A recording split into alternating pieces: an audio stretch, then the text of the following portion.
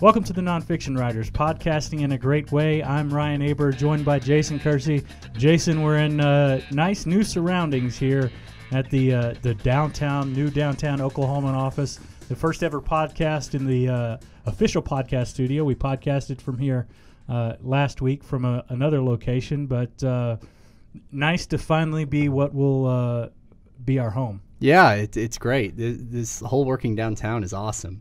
I obviously wasn't here when the office was originally downtown years ago, and you were barely alive. I was barely alive. Yep. And but now, hanging out here, and we've got a little window here. We can see outside in the podcast studio.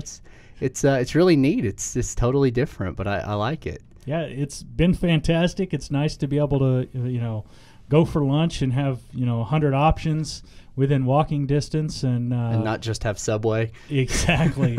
and also just to be a part of the downtown environment. And obviously it'll be we'll get a better feel for that when there's big events going on down here.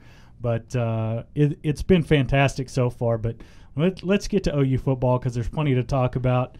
The continuing saga of the coaching turnover of the off season.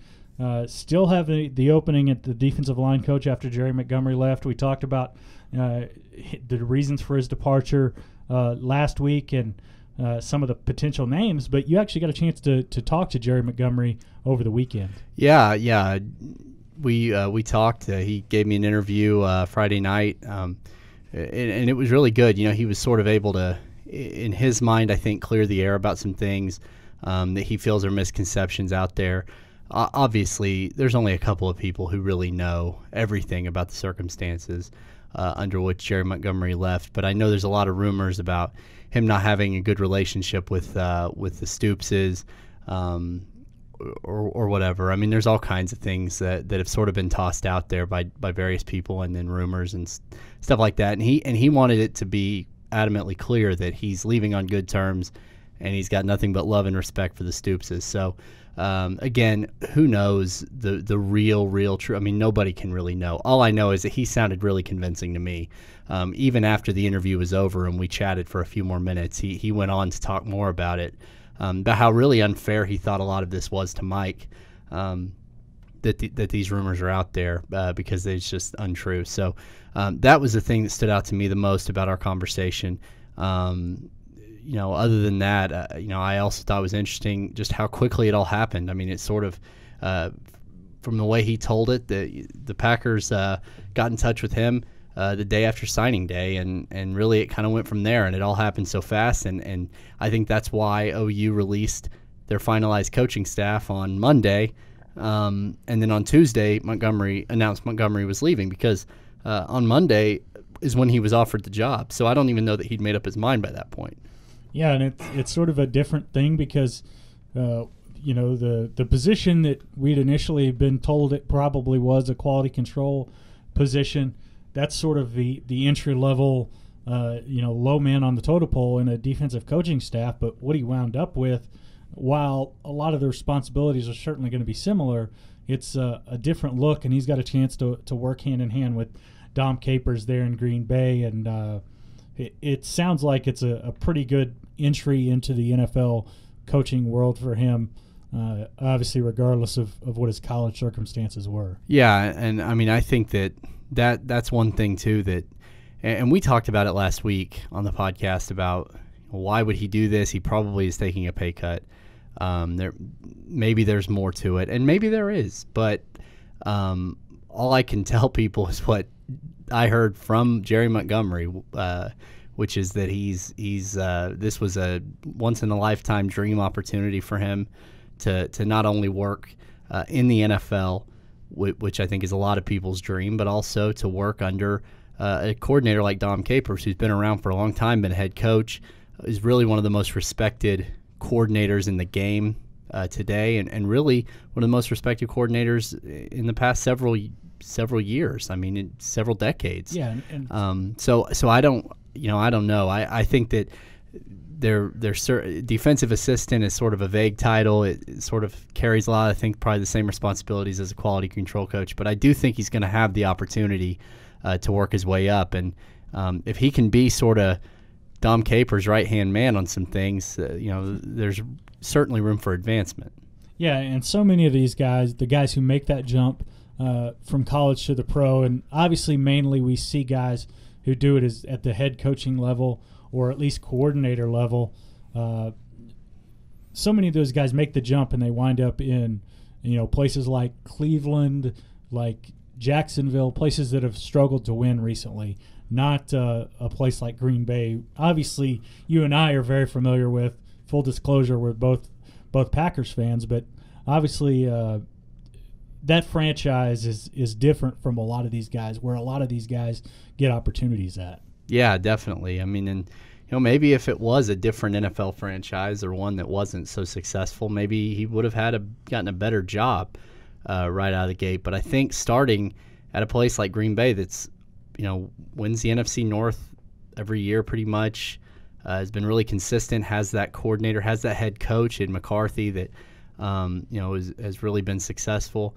And there's really no reason to think that the NFC North is going to go any other direction. And I don't just say that as a Packers fan. I mean, I think it's a little bit obvious that the other teams don't seem to have quite caught up to the Packers and where they're at. So there's a lot of opportunity there to coach in the playoffs and to be around a really successful franchise. So yeah, it's I think it's a good move for him if the NFL is what he wanted. Like I said last week, I do think he was working himself into a position in college. He'd just become a co-coordinator, another couple of years of that, and he's right there in the mix probably for some decent head coaching jobs, or at least defensive coordinator jobs where he's calling plays.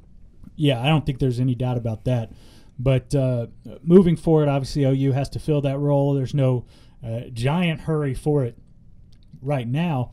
But what are you hearing as far as directions that they might go? Any new names being thrown out for this opening?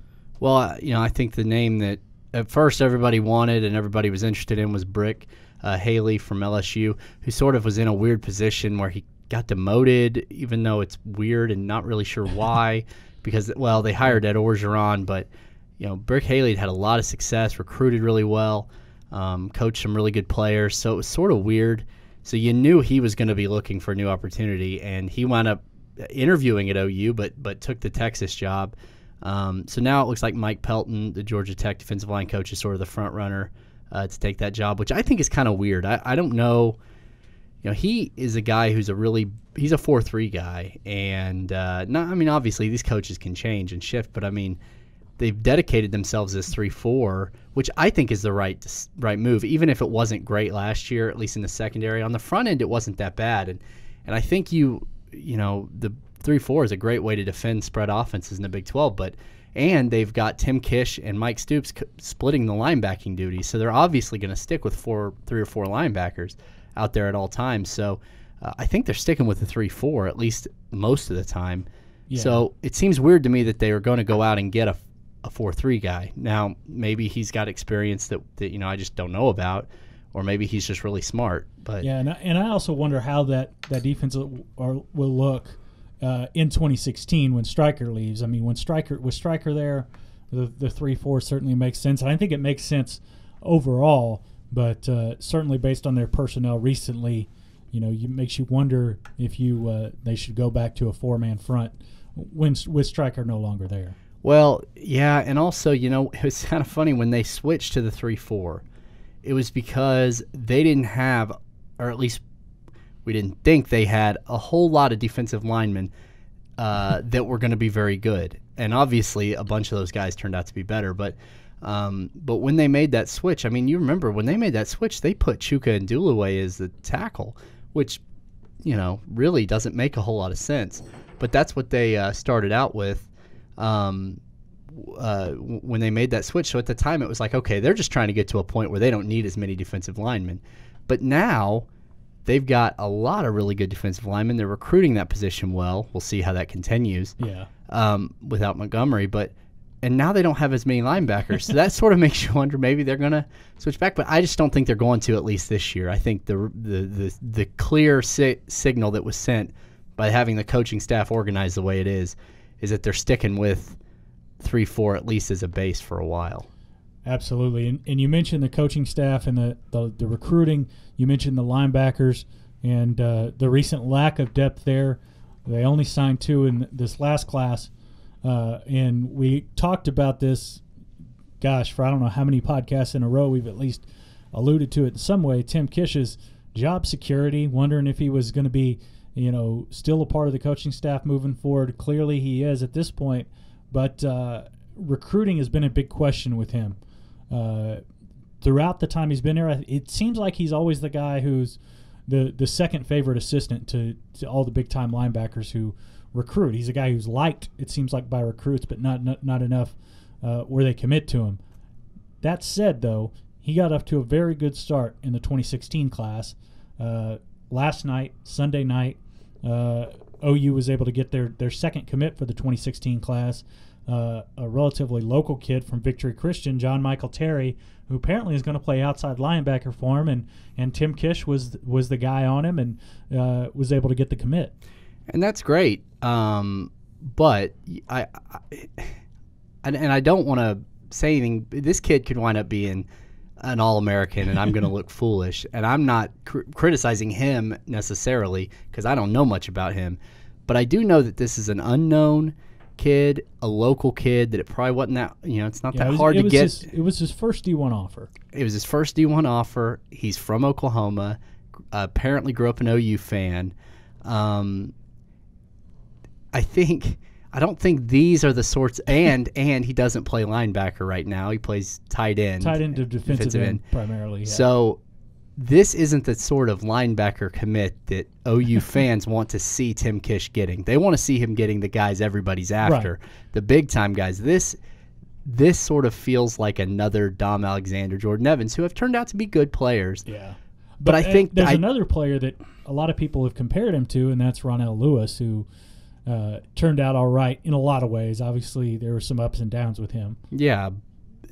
But I think – yeah, I mean, you're right. You're right. That's a fair comparison. I just my point is, I think you're exactly right. Obviously, they see something in him, and he could be a good player. But I just don't think this is what the OU fans who are really anxious about Tim Kish and his recruiting have in mind when they think, getting linebacker commits. Yeah. But right now they just need bodies. Yeah. Well, a year from now on signing day in February or even December, depending on what they do as far as the new NCAA rules, as far as high school signings, because that still could change for even this recruiting cycle. I don't think this is the trophy that Tim Kish, holds way above his head. But at the same time, it's a solid start given where he's been the last few years. Yeah, and they got somebody early, and they haven't done that. Shoot, I don't remember the last time they got a linebacker real early. Yeah, it's been, gosh. I mean, I'm just trying to think. I mean, at least since Kish has been on the staff, I don't think they've really had too many of those where they've gotten a linebacker real early. They got Jordan Master Giovanni early, but then he decommitted, so I don't think that really counts. But anyway, so yeah. I mean, I'm not trying to rip on the kid. I just think that this can't be it. They have to go get more, and we've talked. Well, for one thing, they lose Eric Stryker and Frank Shannon after next year, so you've got to try to replace those guys. They only brought in. They also lose Devontae Bond next year. They do lose Devontae Bond as well, and so this clearly they have to go further with the linebacker position. They only brought in 2 in this class. Stoops said, 11's the number we like to have. Well, even to get to 11 next year, you've got to bring in quite a few bodies, and you and I both think that 11 is a low number. To get to 11 next year, they have to bring in 4, I think, because they've got Shannon Stryker, P.L. Lindley, and Bond. I'm blanking. I mean, I guess there could be another one that I'm not thinking of off the top of my head. But but then I don't know if they're going to count on Londell Taylor next year more. I can't imagine that he'll be more than a special teams guy, but he's still a body. Yeah, of course. Caleb Gastelum we thought of as a primarily special teams guy a year ago, and they wind up really needing him early in the season at least, and he played a pretty critical role as far as just providing some measure of depth where you're not absolutely terrified of somebody getting hurt. Yeah. So, I mean, yeah, this kid could turn out to be really good, and if so, everyone who's listening to this podcast right now, feel free to write this down and shove it in my face if he starts as a freshman or something. He's gonna have to do better than a local kid who is a guaranteed commit. You know what I mean? Yeah, I think there's no doubt that he's got to do better and bring in some guys. My point was just that, given where he's been, this is a pretty good start. Yeah, it's a great start. Got to start somewhere, and so exactly. And OU hosted their first junior day yesterday. Have another one coming up in March, but seemed to be a lot of positive reactions from the kids coming in yesterday about OU's coaching staff that they have in place, what they're doing, and things like that. And certainly they need all the early momentum they can get. And it's good to see that, given that generally OU's coaching staff has been labeled closers and not guys who go out and get the big guys early in the signing class.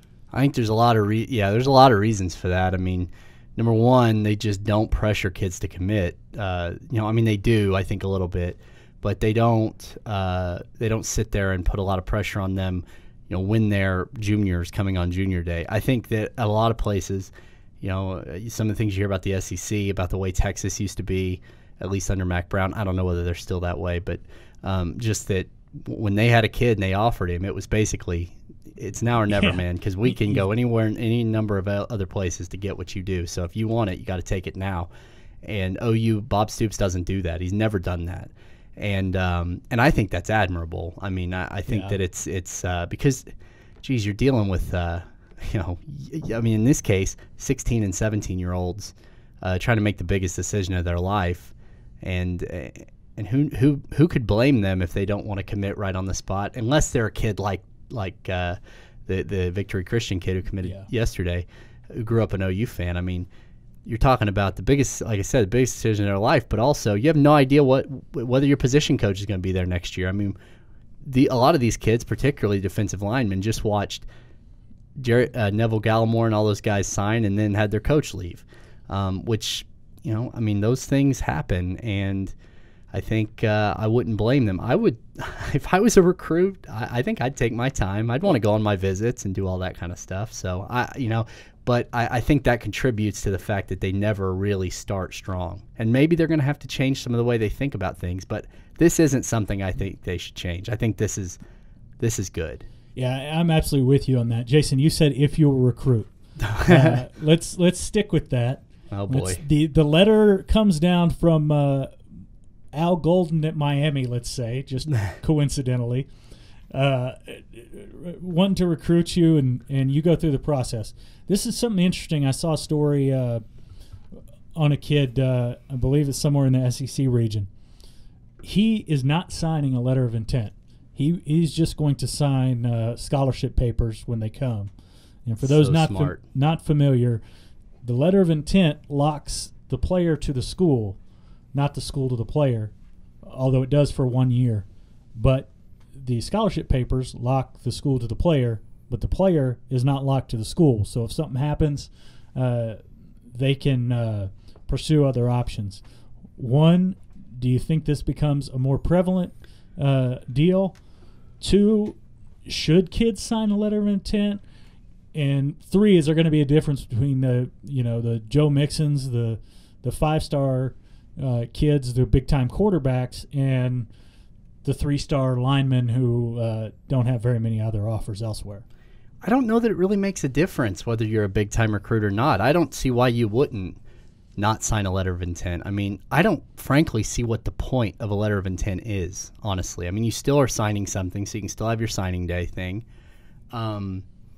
But it sort of gives the players the power back. And right now, everybody's talking about, I mean, we've seen the, with all the NCAA reforms and the things that they're changing to give the players a little bit more benefits. They're giving more power to the players. This is a way that players can just take the power for themselves. They don't need to wait on an NCAA reform thing. They can just do it this way, and then they can make their decision. They obviously are going to commit and sign. Yeah. But at least that gives them the chance to get out of it. And it's crazy that there is no way to get out of a letter of intent, particularly when something happens like what happened with Jerry Montgomery or what happened with Texas when their defensive line coach excuse me, leaves for Florida the day or two after signing day. And all these kids are left thinking, God, this is the guy that I got close with, who recruited me. Yeah, Devontae Lampkin was not happy about that. Yeah, I mean, it's crazy. And so they should have some sort of an escape clause. I think Mac Brown is pushing for there to be an escape clause, but you don't need that, really, because all you have to do is do it this other way. Yeah. The only thing that I could see being I guess you could be concerned that if you make it clear you're going to do that, and you're not a big-time recruit, then maybe they pull the offer before you can sign the papers. That's my question is it going to have to be a big 4 or 5-star guy to be able to do that, to wield enough power to be able to say, I'm not going to do this? Because coaches will wait for those kind of guys. They'll wait for a big-time quarterback. They'll wait for a big 4 or 5-star guy. But if there's, say a 3-star guy from, let's say, Tuttle, who has OU wants to offer – they say, hey, why don't you come in and join us? But his other offers are, Wyoming and North Texas. Mm-hmm. Is he going to have enough power to be able to say that? Or is OU just going to say, you sign the letter of intent, we want you. If you don't sign that, we'll go find another 3-star guy that will come aboard and do it. Yeah, I think that's a concern. But I guess what I'm saying is maybe if you don't tell them you're going to do that, you just get the papers and sign them, then they're bound to what's on them. So I don't know. It's really interesting. That isn't. We need to get somebody like an expert on that on this podcast to talk about that. Yeah, it's fascinating. Because I want to know, like, if there's no real advantage. And I've always asked that. Why sign a letter of intent? Yeah, I mean, if there's no advantage to signing a national letter of intent for the player, why would any of them do it? And they all do it mostly. So. I mean, there has to be a reason, but I don't know what that is. So that's a really interesting, thought. And I don't know, and I'm sure there's a lot of people though who are under pressure, and I'm sure the coaches put them under pressure to do it and prove you're committed. But until something changes with these coaches, and it's not going to, then why should the players be held to something that the coaches aren't held to? I mean, these coaches, and they get paid very well, to bounce around like they do. So I don't know. It's sort of a related topic, Jason. We just had signing day a couple weeks ago, and obviously all the hoopla and fanfare that goes along with that. They're talking about adding another signing period that coincides with the junior college signing period in December. That would drastically change the landscape. Do you believe this is the last? We have seen the last of the February all in, everybody go crazy signing days?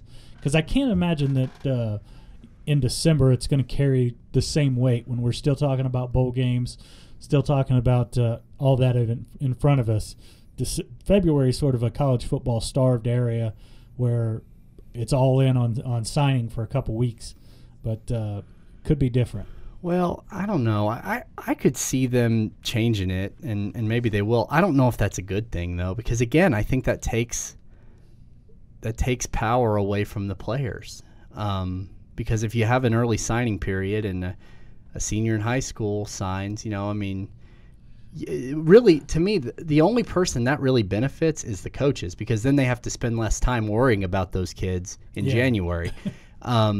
And again, that seems to me like one more thing that gives the coaches more power, and I don't think they need any more power. I think they got plenty of power. Yeah. So I don't understand why that's really necessary. And I understand why the coaches want it, but if I was a player, I don't like. What's the rush? I'm committed. Yeah. Why? I mean, if I'm a player, why do you want me to sign now so bad? Yeah, there's nothing other than just absolutely locking the two together, but there's nothing that makes it beneficial for the player outside of just officially being done with it. And we've seen, situations like the kid from South Carolina had the unfortunate the unfortunate interaction with the Louisville coaches and Bobby Petrino. Yeah. If that happens to you, you don't want to play for him. Yeah, exactly. So I think that I'm absolutely with you. I think the only thing it benefits is the football programs, and I know there's a lot of people who, hey, that's fine, get them whatever they need, but at the same time, let's get these players a little bit more power and give them options should things change, because it's just absurd in a lot of ways that they have to lock in the way they do without the same commitment on the other side. And it's not just the coaches leaving for better jobs. Sometimes a coach might get fired, whether that's a head coach or an assistant coach.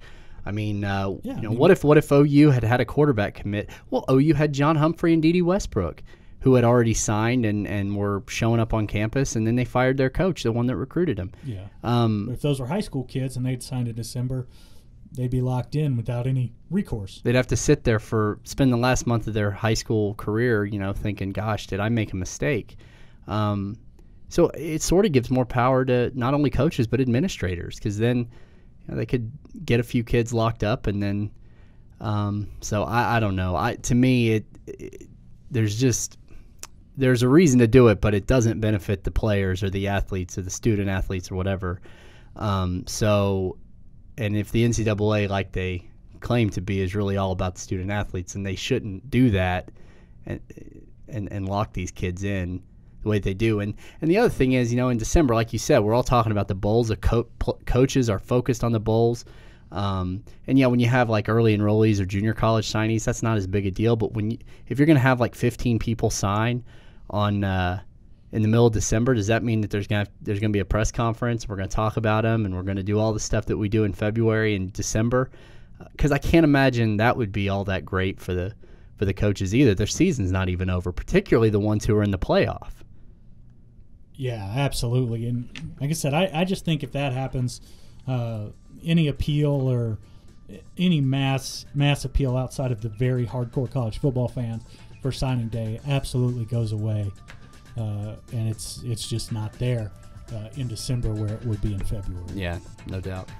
All right, Jason. Well, that's definitely a fascinating discussion, and one we'll have to continue in the coming weeks and months as the NCAA looks at these things. I think we need to bring some people on to talk about them, but there'll certainly be much more to talk about with OU football. But that's all we have for today. Thank you so much for joining us.